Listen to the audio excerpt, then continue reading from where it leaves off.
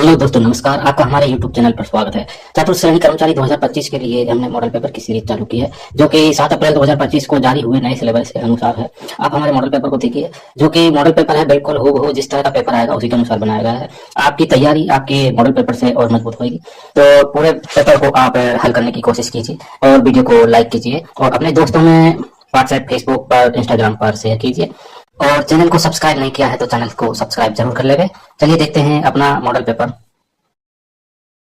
राजस्थान का rail network है किस रेलवे जोन के अंतर्गत आता है? राजस्थान का रेलवे नेटवर्क है किस जोन के अंतर्गत आता है? दोस्तों इसका राइट आंसर हो जाएगा वो है इसमें उत्तर पश्चिम रेलवे जोन के अंतर्गत आता है। तो यहाँ पर इसमें राइट आंसर हो जाएगा इसमें उत्तर पश्चिम रेलवे, याद रखना, ठीक है। और इसका मुख्यालय कहाँ पर है? जयपुर में। तो यहाँ पर सी नंबर ऑप्शन सही था। सेकंड नंबर का प्रश्न है, देखिए निम्नलिखित में से कौन से वन्य अग्नि खतरों के सामान्य कारक है?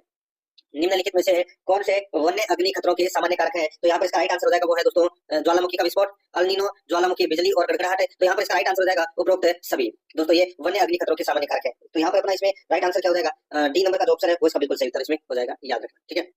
नेक्स्ट है, आगे देखिए 3 नंबर का प्रश्न है, 2011 की जनगणना के अनुसार राजस्थान में बाल लिंगानुपात कितना है? बाल लिंगानुपात तो दोस्तों आप सभी को पता होगा, राजस्थान का लिंगानुपात तो कितना है? 928 है, ठीक है। और बाल लिंगानुपात है वो है 888, 0 से 6 वर्ष। बाल का मतलब होता है 0 से 6 वर्ष का लिंगानुपात, वो है 888। तो यहाँ पर ए नंबर का जो ऑप्शन है वो इसका बिल्कुल सही उत्तर हो जाएगा। 4 नंबर का प्रश्न इसमें देखिए, सोम कमला अंबा सिंचाई परियोजना स्थित है। सोम कमला अंबा सिंचाई परियोजना स्थित है, तो दोस्तों ये स्थित है कहाँ पर? तो ये डूंगरपुर जिले में स्थित है दोस्तों। ये यहाँ पर इसमें राइट आंसर हो जाएगा सी नंबर का ऑप्शन सही था, डूंगरपुर जिले में। नेक्स्ट आगे देखिए यहाँ पे कोटा निम्नलिखित में से किस नदी के किनारे स्थित है? बताइए, कोटा निम्नलिखित में से किस नदी के किनारे स्थित है? तो यहाँ पर इसका राइट आंसर हो जाएगा, कोटा को दोस्तों राजस्थान की औद्योगिक नगरी भी कहते हैं, राजस्थान का कानपुर भी कहते हैं और शैक्षणिक नगरी भी कहते हैं, ठीक है। और ये चंबल नदी के किनारे पर स्थित है दोस्तों। राइट आंसर हो जाएगा यहाँ पे ए नंबर का ऑप्शन बिल्कुल सही। देखिए ज्यादा से ज्यादा आपको सुनने की कोशिश करना है और आपको ये भी पता लगाना है कि आपके कौन से पार्ट में कितने प्रश्न है वो सही हो रहे हैं, गलत हो रहे हैं। टोटल 11 पार्ट है इसके अंदर, इस पेपर के अंदर, और वो आपको ऐसा पेपर है वो परीक्षा में देखने को मिलेगा, इसलिए रोजाना आपको मेरे साथ में चलना है। देखिए 6 नंबर का प्रश्न है, राजस्थान में अधिकांश वर्षा होती है। बताइए राजस्थान में अधिकांश वर्षा है वो कहाँ से होती है? तो इसका राइट आंसर हो जाएगा दोस्तों वो है बंगाल की खाड़ी की मानसूनी पवनों से। बंगाल की खाड़ी की मानसूनी पवनों से राजस्थान में अधिकांश वर्षा है वो होती है। यहाँ पर बी नंबर का जो ऑप्शन है वो इसका बिल्कुल सही उत्तर इसमें हो जाएगा, याद रखना, ठीक है।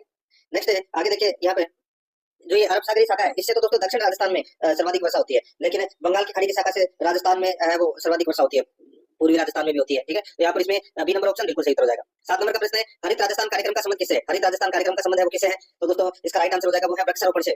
यहाँ पर इसमें बी नंबर का ऑप्शन बिल्कुल सही उत्तर हो जाएगा, वृक्षारोपण से। 8 नंबर का प्रश्न इसमें देखिए, वर्टिसॉल्स मिट्टी राजस्थान के निम्नलिखित में से किन जिलों में नहीं पाई जाती? वर्टिसॉल्स मिट्टी राजस्थान के निम्नलिखित में से किन जिलों में नहीं पाई जाती? तो यहाँ पर इसका राइट आंसर हो जाएगा वो है इसमें दोस्तों धौलपुर करौली में।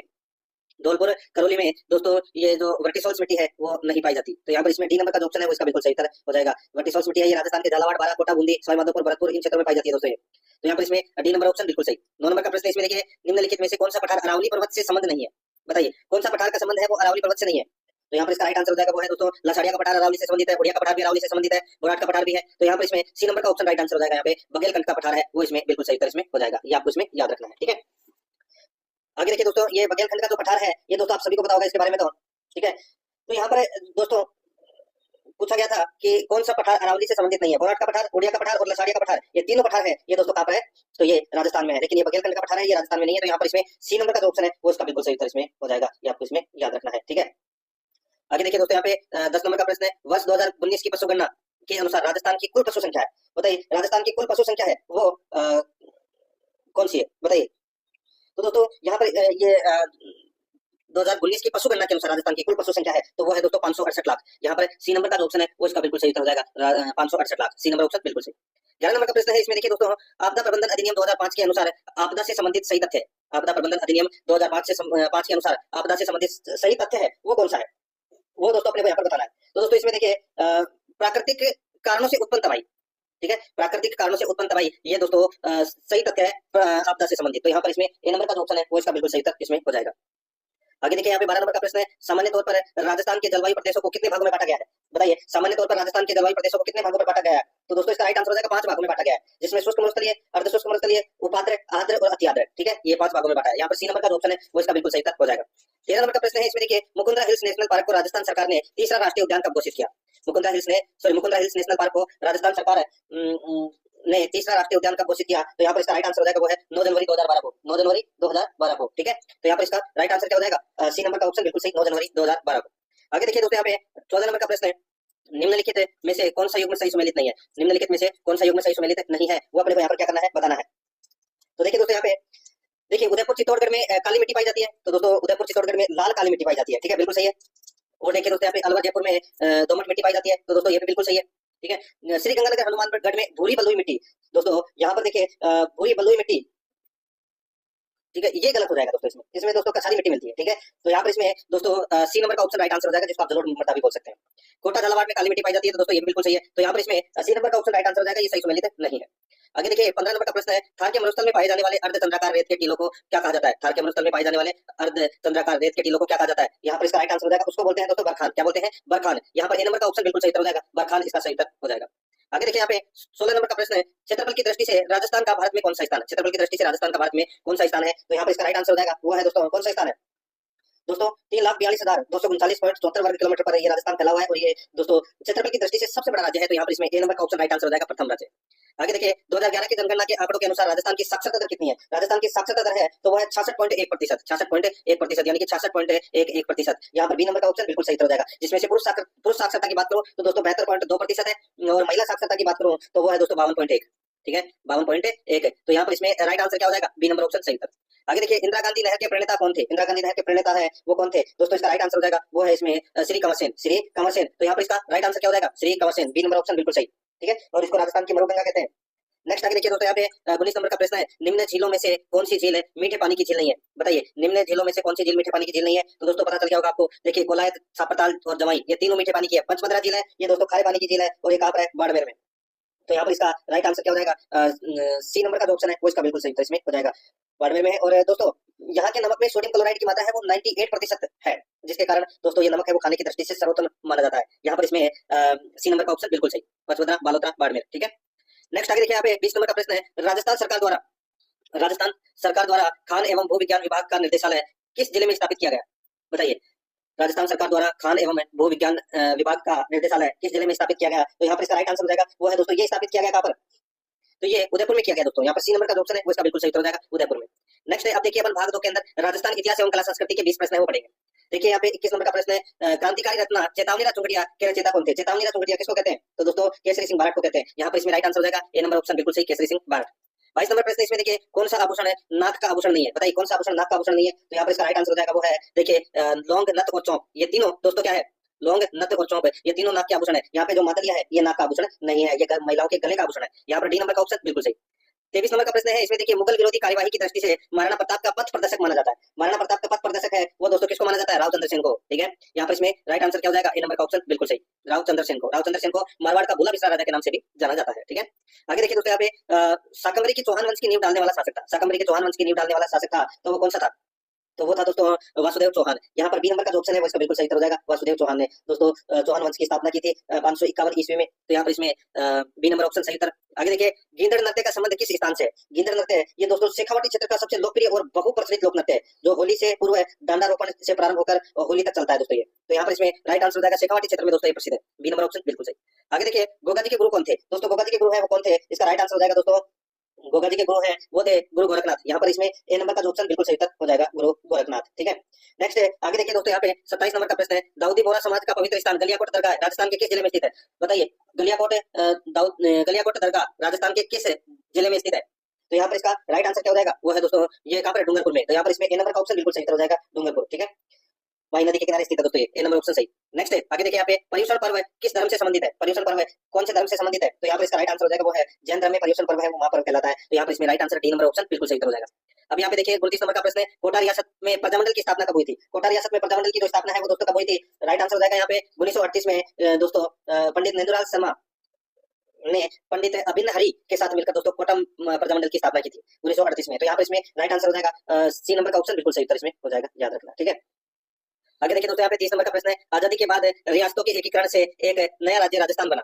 आजादी के बाद रियासतों के एकीकरण से एक नया राज्य राजस्थान बना। नवनिर्मित राज्य में विभिन्न स्थानों पर 5 उच्च न्यायालय कार्यरत थे, निम्नलिखित में से कौन सा स्थान उनमें से एक नहीं है? तो कौन सा एक स्थान उनमें से एक नहीं है वो अपने को दोस्तों यहाँ पर बताना है।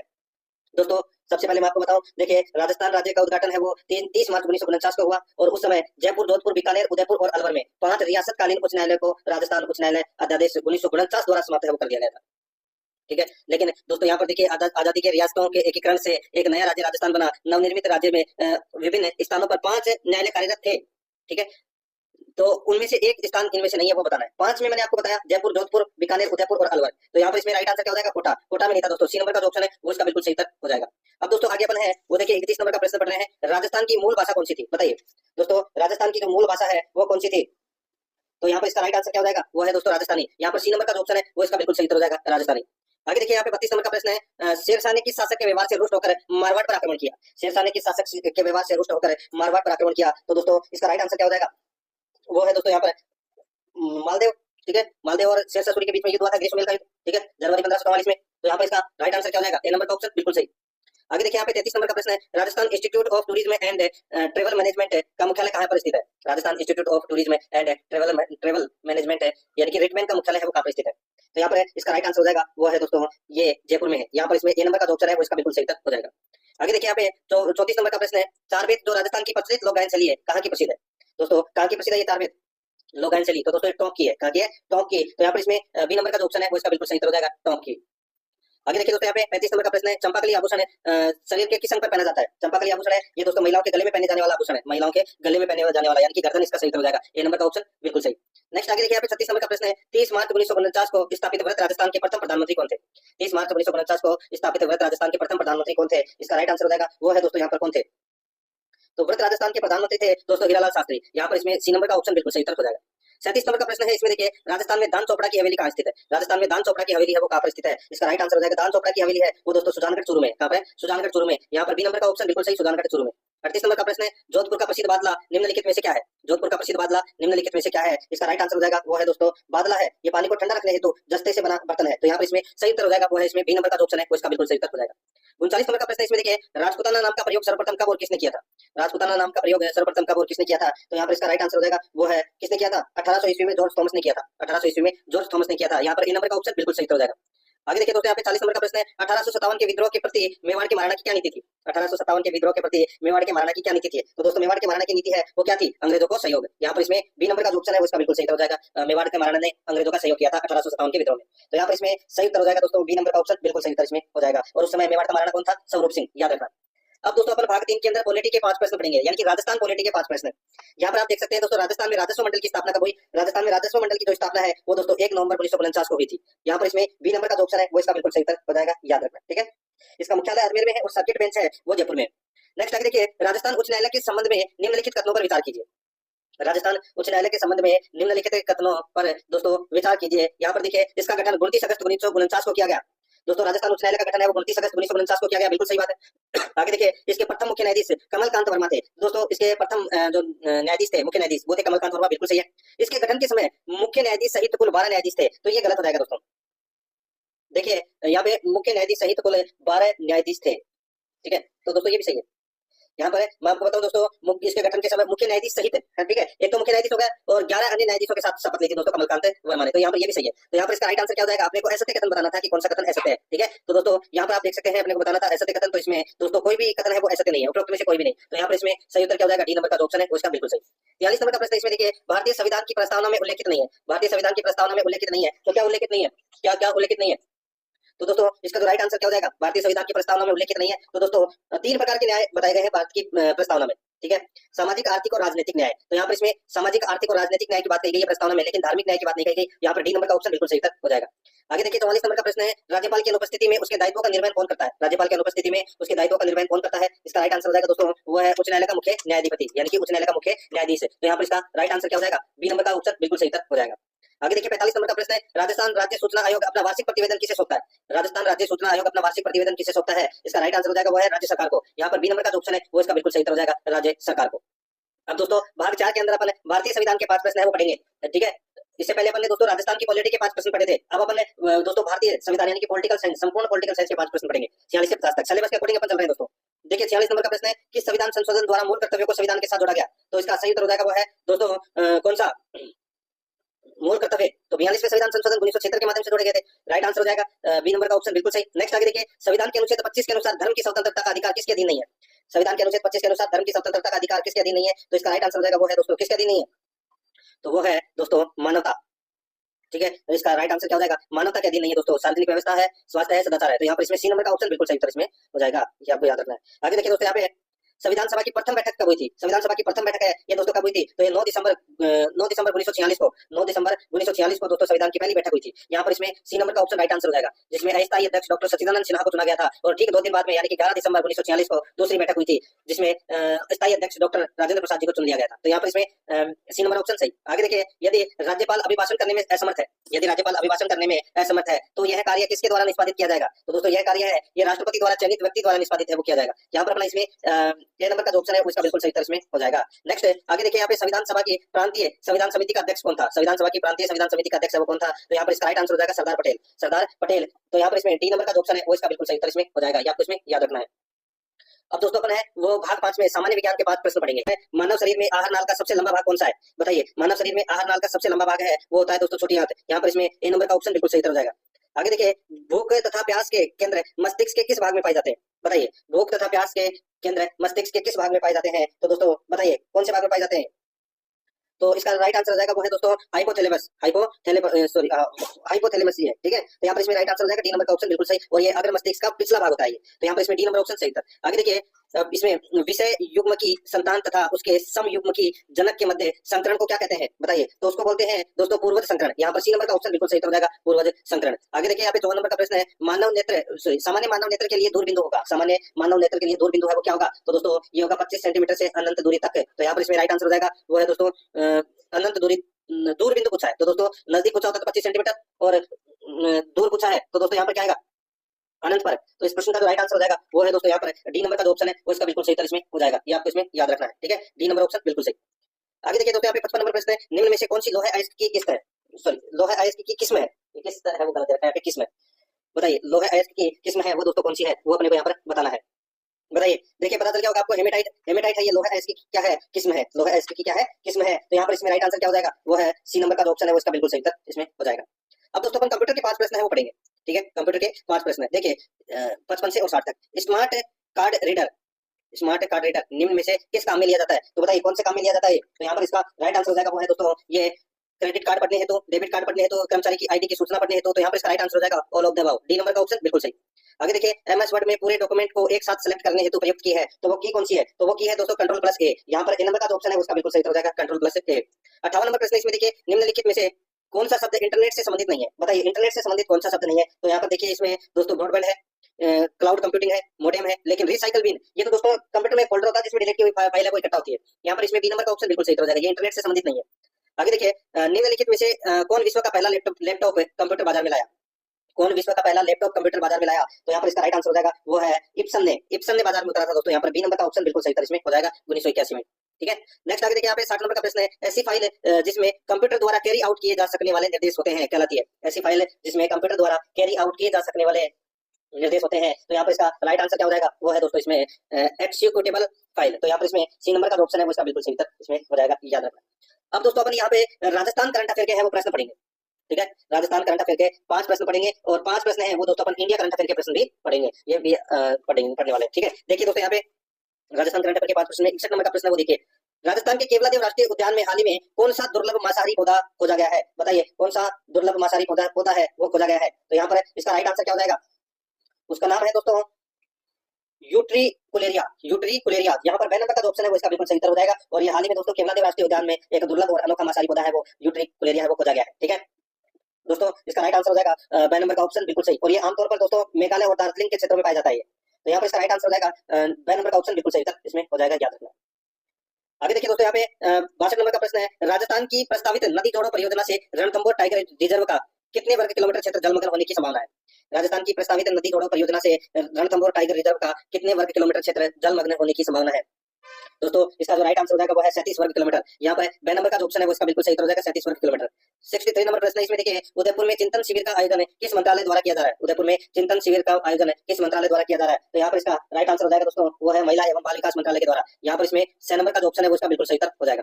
64 नंबर का प्रश्न इसमें देखिए, विश्वविद्यालय अनुदान आयोग ने राजस्थान के किन 3 विश्वविद्यालयों में पीएचडी प्रवेश पर रोक लगाई है? विश्वविद्यालय अनुदान आयोग ने राजस्थान के किन 3 विश्वविद्यालयों में पीएचडी प्रवेश पर रोक लगाई है? तो यहाँ पर इसमें राइट आंसर हो जाएगा दोस्तों वो है ओपीजेएस विश्वविद्यालय, सनराइज विश्वविद्यालय, सिंघानिया विश्वविद्यालय, ठीक है। इन 3 विश्वविद्यालयों में पीएचडी प्रवेश पर रोक लगाई है। तो यहाँ पर इसमें राइट आंसर बी नंबर का ऑप्शन बिल्कुल सही इसमें हो जाएगा, याद रखना। ये ओपीजेएस है, ये विश्वविद्यालय चूरू में है, सनराइज विश्वविद्यालय अलवर में है, और सिंघानिया विश्वविद्यालय झुंझुनू में है, ठीक है। यहाँ पर बी नंबर ऑप्शन बिल्कुल सही। आगे देखिए 65 नंबर का प्रश्न है, राजस्थान में 1 गीगावाट की सौर परियोजना के विकास के लिए किन दो कंपनियों ने साझेदारी की है? राजस्थान में 1 गीगावाट की सौर परियोजना के विकास के लिए किन दो कंपनियों ने साझेदारी की है? तो यहाँ पर इसका राइट आंसर क्या हो जाएगा? वो है दोस्तों जैक्सन ग्रीन और ब्लू लीफ एनर्जी ने। तो यहाँ पर इसमें राइट आंसर हो जाएगा बी नंबर का ऑप्शन बिल्कुल सही। अब दोस्तों अपन यहाँ पे देखिए भाग 8 के अंदर भाग 8 के अंदर करंट अफेयर के 5 प्रश्न पढ़ेंगे। भाग 7 में अपन ने राजस्थान करंट अफेयर के प्रश्न है वो पढ़े थे। अब अपन इंडिया और वर्ल्ड के करंट अफेयर के प्रश्न है वो इसमें पढ़ने वाले हैं। ठीक है, सिलेबस के अकॉर्डिंग चल रहे हैं, टोटल 11 भाग है। देखिए 66 नंबर प्रश्न, हाल ही में चर्चा में रहा माउंट कनलाउन किस देश में स्थित है? बताइए दोस्तों, हाल ही में चर्चा में रहा माउंट कनलाउन किस देश में स्थित है? तो दोस्तों इसका राइट आंसर हो जाएगा, बताइए कौन से देश में स्थित है ये? तो दोस्तों ये स्थित है फिलीपींस में। कहां पर स्थित है? फिलीपींस में। तो यहाँ पर इसका राइट आंसर क्या हो जाएगा? द नंबर का ऑप्शन बिल्कुल सही तक इसमें हो जाएगा। दोस्तों फिलीपींस के सबसे सक्रिय ज्वालामुखियों में शामिल है ये माउंट कनलाउन ने हाल ही में दोस्तों एक शक्तिशाली विस्फोट के दौरान दोस्तों 2.5 मील ऊंचाई तक राख का गुब्बारा है वो आसमान में भेजा था। ठीक है, तो ये सक्रिय ज्वालामुखी है और अभी चर्चा में रहा था। तो यहाँ पर इसमें द नंबर ऑप्शन बिल्कुल सही। आगे देखिए, भारत में हर साल किस तारीख को राष्ट्रीय सुरक्षित मातृत्व दिवस मनाया जाता है? तो यहाँ पर इसका राइट आंसर हो जाएगा वो है 11 अप्रैल को। यहाँ पर 6 नंबर का ऑप्शन बिल्कुल सही हो जाएगा 11 अप्रैल को। आगे देखिए, भारत की पहली महिला शिक्षिका किसे माना जाता है? भारत की पहली महिला शिक्षिका है वो किसे माना जाता है? तो दोस्तों इसका राइट आंसर हो जाएगा वो माना जाता है दोस्तों सावित्रीबाई फुले को। तो यहाँ पर इसमें बे नंबर का ऑप्शन राइट आंसर हो जाएगा। और 11 अप्रैल को दोस्तों प्रतिवर्ष 11 अप्रैल को ये ज्योतिराव फुले की जयंती है वो मनाई जाती है। ठीक है, तो यहाँ पर इसमें इसका राइट आंसर बे नंबर का ऑप्शन बिल्कुल सही। और ज्योतिबाई फुले थे उनकी पत्नी थी दोस्तों सावित्रीबाई फुले और ये भारत की पहली महिला शिक्षिका थी। यहाँ पर बे नंबर ऑप्शन सही था। आगे देखिए, हाल ही में अप्रैल 2025 में विराट कोहली ने आईपीएल इतिहास में कौन सा कीर्तिमान बनाया है? तो कौन सा कीर्तिमान बनाया है? तो दोस्तों इसका राइट आंसर हो जाएगा 1000 चौके छक्के लगाने वाले पहले खिलाड़ी बने हैं। 1000 चौके छक्के लगाने वाले पहले खिलाड़ी बने हैं विराट कोहली। यहाँ पर इसमें बे नंबर का ऑप्शन बिल्कुल सही हो जाएगा। आगे देखिए, अनमोल 2.0 ऐप किस राज्य सरकार द्वारा मातृ स्वास्थ्य सुधार के लिए लॉन्च किया गया है? बताइए दोस्तों, अनमोल 2.0 ऐप राज्य सरकार द्वारा मातृ स्वास्थ्य सुधार के लिए लॉन्च किया गया है। तो यहाँ पर इसमें राइट आंसर क्या हो जाएगा? वो है इसमें दोस्तों मध्य प्रदेश सरकार ने दोस्तों ये शुरू किया है अनमोल 2.0 ऐप। ये मात्र स्वास्थ्य सुधार के लिए लॉन्च किया गया है। यहाँ पर बे नंबर ऑप्शन बिल्कुल सही। दोस्तों अब अपन भाग 9 के अंदर हिंदी व्याकरण से संबंधित है वो 20 प्रश्न पढ़ेंगे। ठीक है, हिंदी व्याकरण से संबंधित। तो दोस्तों इसमें देखिए 71 नंबर का प्रश्न है, उनके घर आदि कथा हो रही है वाक्य निम्न में से किस विशेषण से संबंधित है? बताइए कौन से विशेषण से संबंधित है ये? उनके घर आदि कथा हो रही है। तो दोस्तों इसका राइट आंसर हो जाएगा वो है संबंधवाचक सर्वनामिक विशेषण का ये उदाहरण है दोस्तों। तो यहाँ पे इसमें ए नंबर का ऑप्शन बिल्कुल सही। आगे देखिए, यहाँ पे रिमाइंडर का हिंदी पर्याय है। रिमाइंडर का हिंदी पर्याय क्या हो जाएगा? अनुस्मारक हो जाएगा। यहाँ पर अपना सी नंबर का ऑप्शन सही हो जाएगा। आगे देखिए दोस्तों, यहाँ पे ज्योति का विलोम शब्द है। ज्योति का विलोम शब्द है वो क्या है? जो तो दोस्तों ज्योति का विलोम शब्द है वो तम है। क्या है? तम। यहाँ पर डी नंबर का ऑप्शन बिल्कुल सही हो जाएगा, तम। 74 नंबर का प्रश्न इसमें देखिए, अंधा होना मुहावरे का अभिप्राय है। अंधा होना मतलब दोस्तों विवेक भ्रष्ट होना। राइट आंसर हो जाएगा यहाँ पे सी नंबर का ऑप्शन बिल्कुल सही, विवेक भ्रष्ट होना। 75 नंबर प्रश्न इसमें देखिए, किस विकल्प में सभी शब्द परस्पर पर्यायवाची नहीं है? किस विकल्प में सभी शब्द परस्पर पर्यायवाची नहीं है? तो यहाँ पर इसका राइट आंसर हो जाएगा वो है विष्णु लक्ष्मीपति महेश्वर। विष्णु लक्ष्मीपति महेश्वर वो दोस्तों इसका राइट आंसर इसमें हो जाएगा, यानी कि बी नंबर का जो ऑप्शन है वो इसका बिल्कुल सही। नेक्स्ट आगे देखिए, यहाँ पे 76 नंबर का प्रश्न है, निम्नलिखित में से समुद्र का पर्यायवाची शब्द नहीं है। बताइए समुद्र का पर्यायवाची शब्द है वो कौन सा नहीं है? तो दोस्तों यहाँ पर देखिए, नदी से उद्दी है, अर्णव है, लेकिन यहाँ पे जलद है। जलद ये नहीं है, ये बादल का पर्यायवाची दोस्तों। बी नंबर ऑप्शन बिल्कुल सही। आगे देखिए, मरियल शब्द में कौन सा प्रत्यय लगा है? मरियल शब्द में कौन सा प्रत्यय लगा है? तो इसमें ईएल प्रत्यय लगा है। बी नंबर का जो ऑप्शन है वो इसका बिल्कुल सही, ईएल प्रत्यय।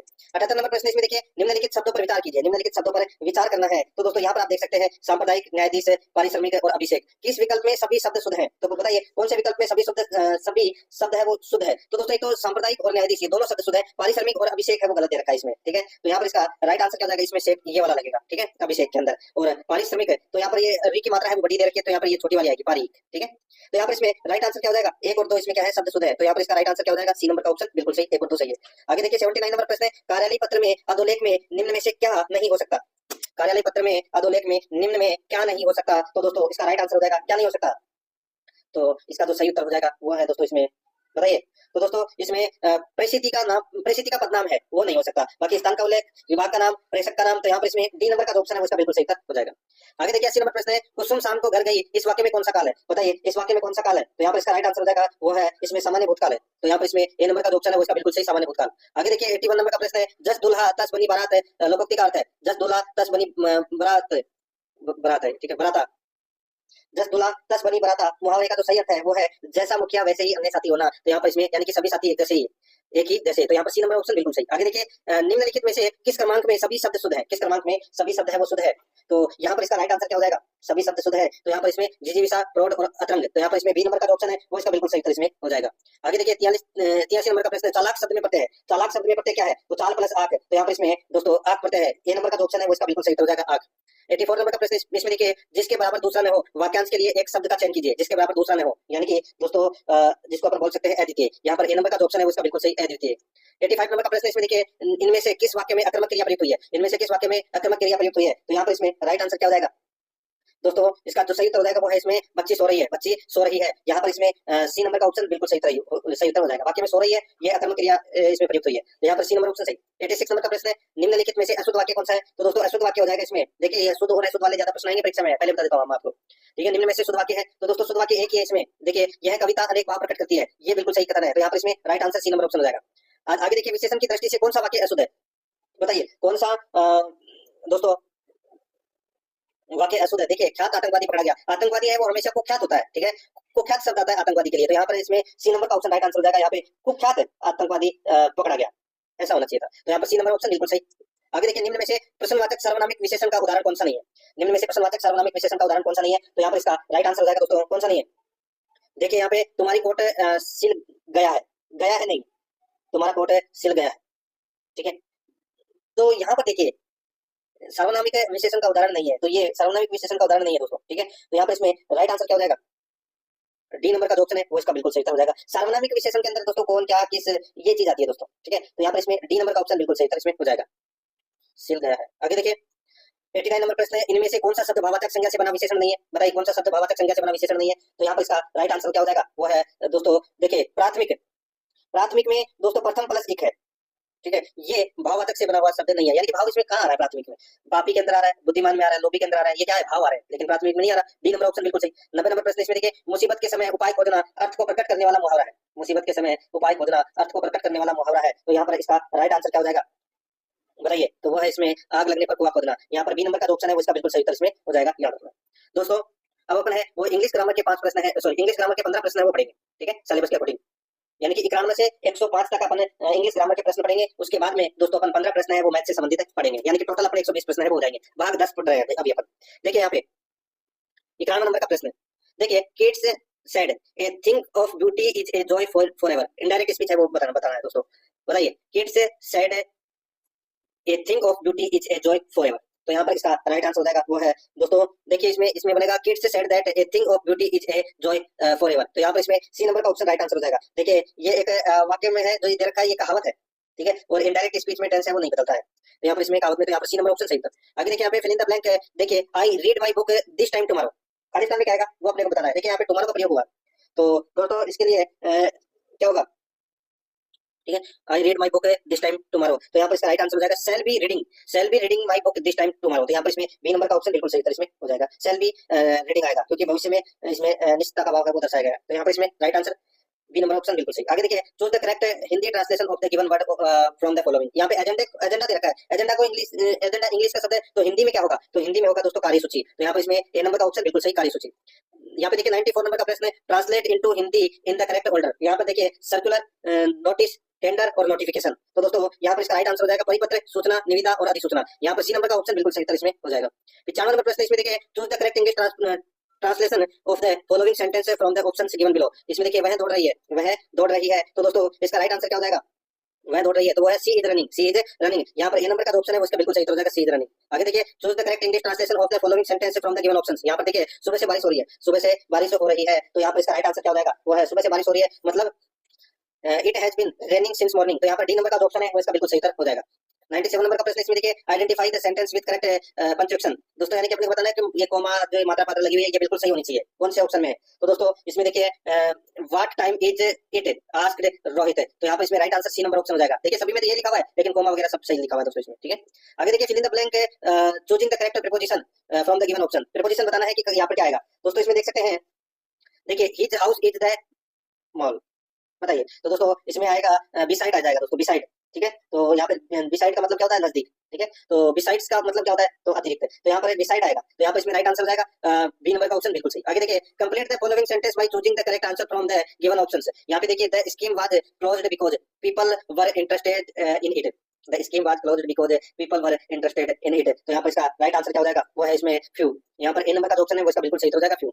आगे देखिए 100 नंबर का प्रश्न fill in the blank with an appropriate word from the options given below, इसमें देखिए I don't like his policy of pleasing people, तो यहाँ पर इसका राइट आंसर हो जाएगा वो है दोस्तों ड्यूअल, यहाँ पर ए नंबर का जो ऑप्शन है वो इसका बिल्कुल सही उत्तर इसमें हो जाएगा। Dual policy means the policy which has to accept, ठीक है, तो यहाँ पर इसमें राइट आंसर क्या हो जाएगा, ड्यूअल आएगा, DUAL, तो यहाँ पर इसमें सही उत्तर ए नंबर ऑप्शन। अब दोस्तों यहाँ पे देखिए 101 नंबर प्रश्न है, सेलेक्ट द करेक्ट ऑप्शन। देखिए यहाँ पर Mary is than her sisters, तो बताइए क्या आएगा दोस्तों इसमें। इसका सही उत्तर हो जाएगा, इसमें देखिए टेलर का प्रयोग होगा, किसका, टेलर का, ठीक है। तो यहाँ पर इसमें राइट आंसर क्या हो जाएगा, बी नंबर का ऑप्शन बिल्कुल सही उत्तर हो जाएगा। आगे देखिए choose the correct option of conversion from assertive to interrogative. तो यहाँ पर देखिए nobody can measure my love for you, nobody can measure my love for you. तो यहाँ पर इसका राइट आंसर क्या हो जाएगा दोस्तों, तो यहाँ पर इसका सही उत्तर हो जाएगा वो है इसमें who can measure my love for you. तो यहाँ पर इसमें बी नंबर का ऑप्शन बिल्कुल सही। आगे देखिए 103 नंबर प्रश्न, choose the correct indirect speech of, इसमें देखिए he said to her if what you say is true I must go to the police. तो यहाँ पर इसका सही उत्तर हो जाएगा दोस्तों, वो हो जाएगा he said that if what she said was true he must go to the police. तो यहाँ पर इसमें सही उत्तर हो जाएगा बी नंबर का ऑप्शन बिल्कुल सही। आगे देखिए 104 नंबर का प्रश्न है, select the correct transformation from active to passive voice. तो अभी देखिए how do people learn language. तो यहाँ पर इसका राइट आंसर हो जाएगा वो है हाउ आर लैंग्वेजेस लर्न। तो यहाँ पर इसमें ए नंबर का ऑप्शन बिल्कुल सही।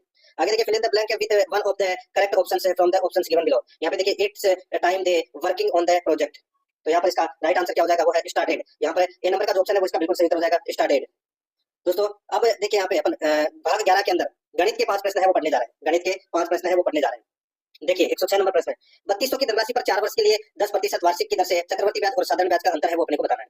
दोस्तों सीधा सा है, कुछ भी नहीं करना इसके अंदर, सीधा सा अपने को यहाँ पे देखिए साधारण ब्याज की दर से चक्रवर्ती ब्याज और इसका अंतर बताना है। तो इसको आप ऐसे कर सकते हैं दोस्तों, देखिए या तो आप ज्यादा दिमाग लगाओ तो ऐसे कर सकते हैं, जैसे कि 32,000 इंटू 4 इंटू 10 बटे, सॉरी पहले एक वर्ष का निकाल लीजिए दोस्तों, 1 है बटे 100, ठीक है, सो 10% निकालना है, एक वर्ष का निकाल लीजिए 10 बटे 100। तो यहाँ पे एक जीरो से ये जीरो कट गया, एक जीरो से एक कट गया, यानी कि 3200 रुपए एक महीने का, सॉरी एक वर्ष का क्या है, ब्याज है।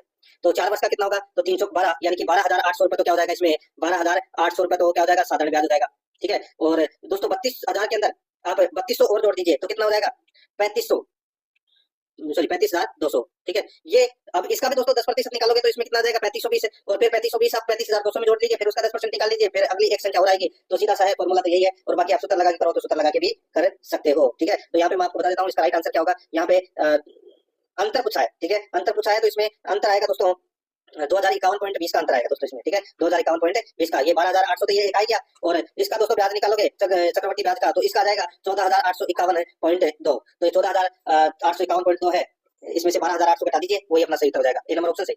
आगे देखिए साधारण ब्याज की किस दर पर कोई धन 8 वर्ष में दुगना हो जाएगा, साधारण ब्याज की दर पर कोई धन 8 वर्ष में दुगना हो जाएगा। तो यहाँ पर इसका राइट आंसर हो जाएगा वो है दर बराबर n-1, दर बराबर n-1 इंटू 100 बटे समय। दोस्तों यहाँ पर देखिए इसमें तो n का मतलब क्या है, संख्या, यानी कि कोई धन 8 वर्ष में दुगना हो जाएगा, यानी कि 2 - 1 है बटा 8 इंटू 100 बस। तो यहाँ पे 2 में से 1 गया तो क्या बचा 1, 8 में 8 यानी कि 8 इंटू 100, सीधा सा है, काटोगे इसको तो 100 में 8 का भाग दे लीजिए, 100 में 8 का भाग दोगे तो दोस्तों कितना आएगा, तो ये आएगा दोस्तों 12.5%। तो यहाँ पर दोस्तों 12.5% कर लेना, ठीक है, 12.5% इसका सही उत्तर हो जाएगा।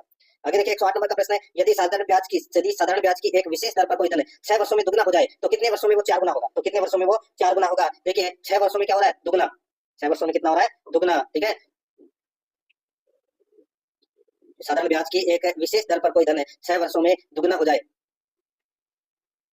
6 वर्षों में दुगना हो जाए तो कितने वर्षों में वो 4 गुना होगा, ठीक है। तो कितने वर्षों में वो 4 गुना होगा, तो दोस्तों यहाँ पर आप देख सकते हैं 4 गुना पूछा है, तो देखिए 2 गुना, तो ये फिर कितना हो जाएगा 3 गुना हो जाएगा 12 में, और 4 गुना कितने में हो जाएगा 18 में। तो यहाँ पर इसमें राइट आंसर क्या हो जाएगा 18। तो यहाँ पर इसमें बी नंबर का ऑप्शन बिल्कुल सही हो जाएगा, साधारण ब्याज चल रहा है, ठीक है, 18 वर्ष इसका सही हो जाएगा। आगे देखिए परीक्षा में 18% छात्र भौतिक विज्ञान में, 17% छात्र रसायन विज्ञान में उत्तीर्ण हुए, जबकि 15% छात्र दोनों ही विषयों में अनुत्तीर्ण हुए। यदि 325 छात्र दोनों विषयों में 325 छात्र दोनों विषयों में उत्तीर्ण हुए तो परीक्षा में भाग लेने वाले छात्रों की कुल संख्या ज्ञात कीजिए।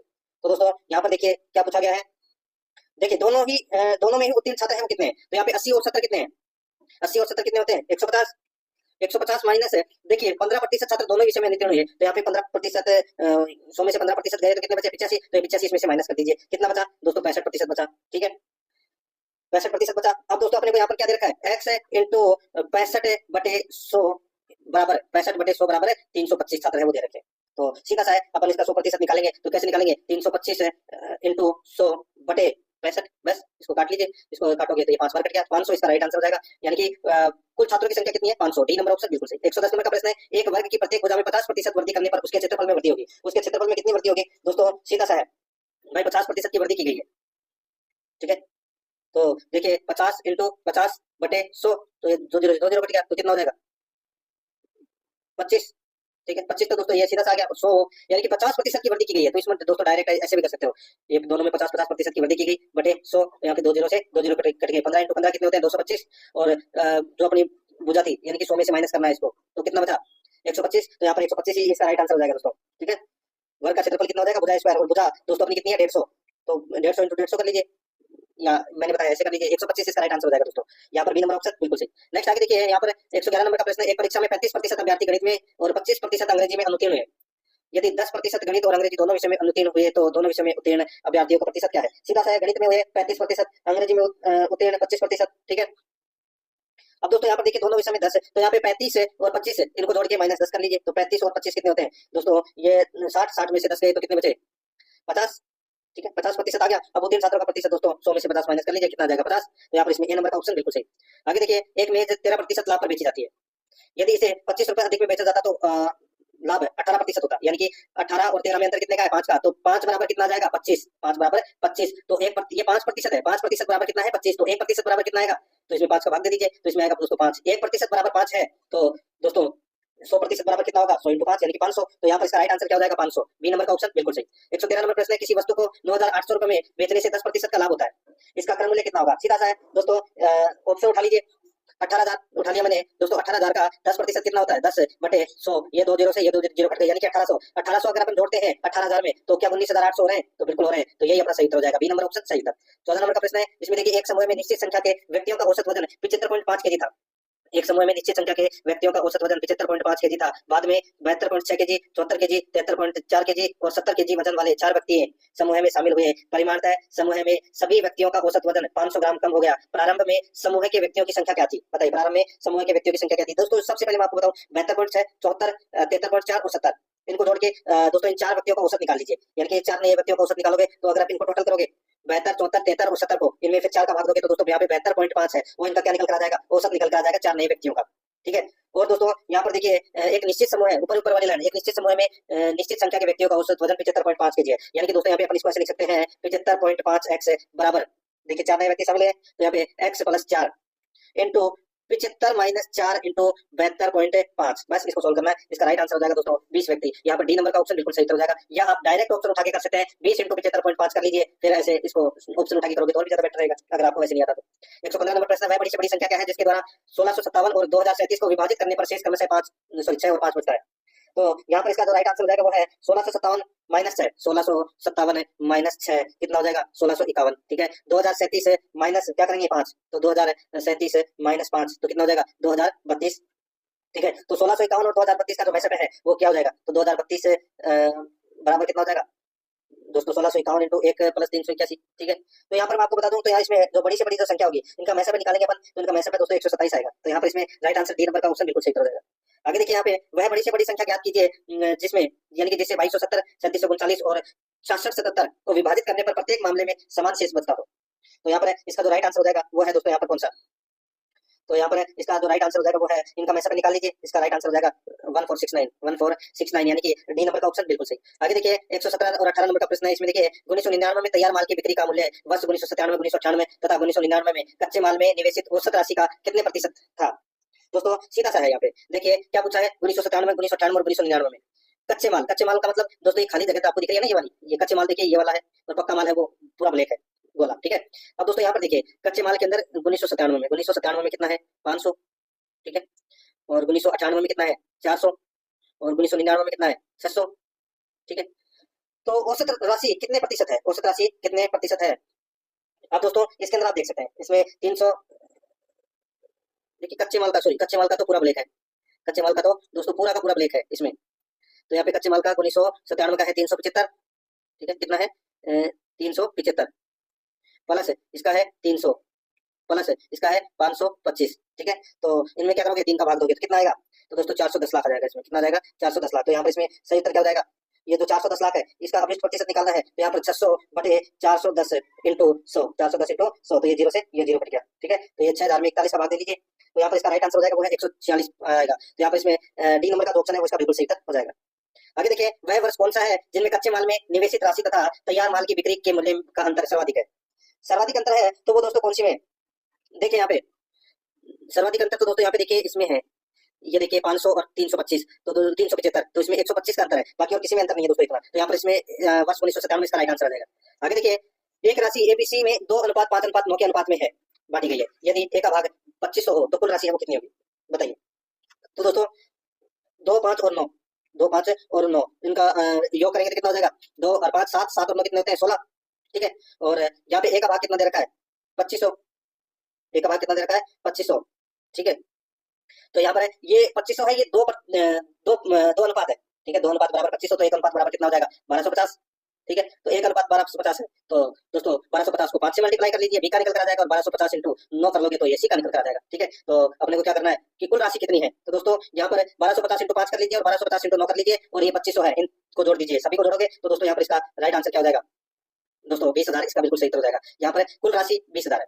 आगे देखिए, 1,60,000 की धनराशि पर 2 वर्ष के लिए 10% वार्षिक दर पर चक्रवृद्धि ब्याज कितना होगा, यदि ब्याज की गणना अर्ध वार्षिक तौर पर होती है, अर्धवार्षिक तौर पर होती है, यानी कि मूलधन अपना 1,60,000 है, समय अपना दोस्तों 2 वर्ष है, दर है वो 10% है, तो अर्धवार्षिक में दोस्तों कितनी हो जाएगी, आधी हो जाएगी, यानी कि 5% अपनी दर हो जाएगी, ठीक है। तो इसको आप ऐसे लिख सकते हैं 1,60,000,